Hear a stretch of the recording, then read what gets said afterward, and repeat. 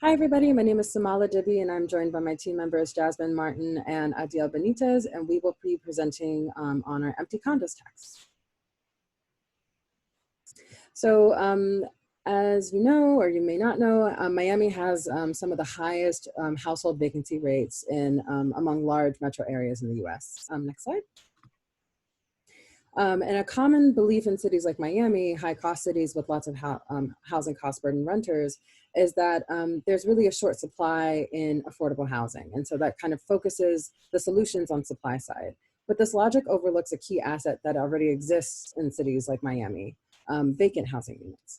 Next slide. In Miami, 57.3% of the housing stock is not used continuously year-round. Next slide. And this is really because people are using these homes as kind of secondary vacation homes. Rich foreign investors use them as places to store their capital. And luxury development is generating a surplus of vacant units that they just simply can't offload. So this is just an example of the scope of that issue. Next slide.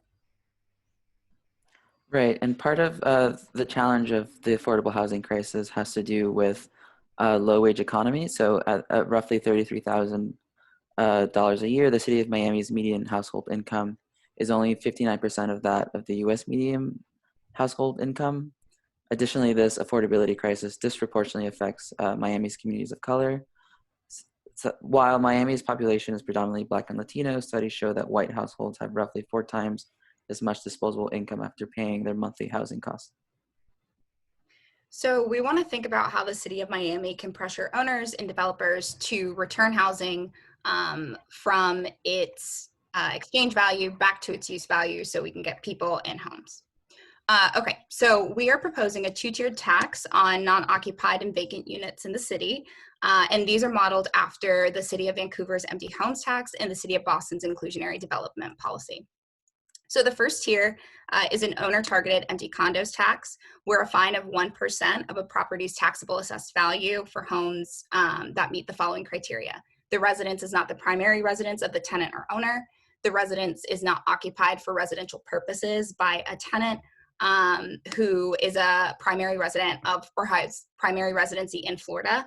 And so this is getting rid of these short-term rentals, such as Airbnbs.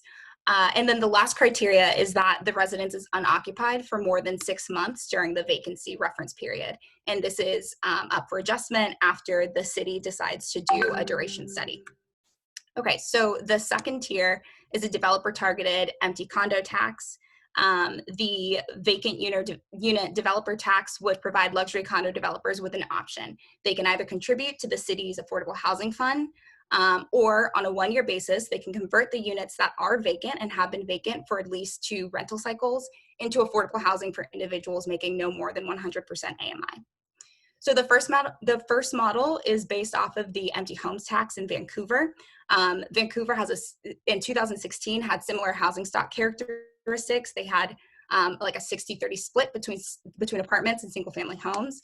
They have a significant portion of their real estate devoted to foreign real estate investment. And then they also have a similar middle tier median listing prices when outliers are removed.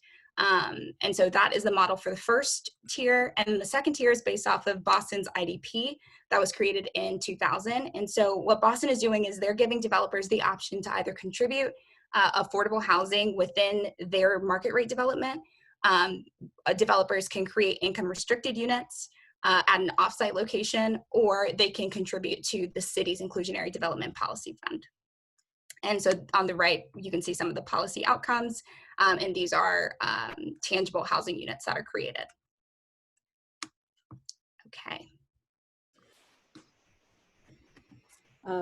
So just to end, there are a couple things we're trying to achieve. Obviously affordability, improving affordability in high-cost cities by kind of enhancing creation and conversions. But our bigger picture vision is really just to kind of erode the myth that there's not enough housing in cities when truly there is, and to start to try to redistribute that wealth through decommodification of that housing. Thank you so much. Thank you.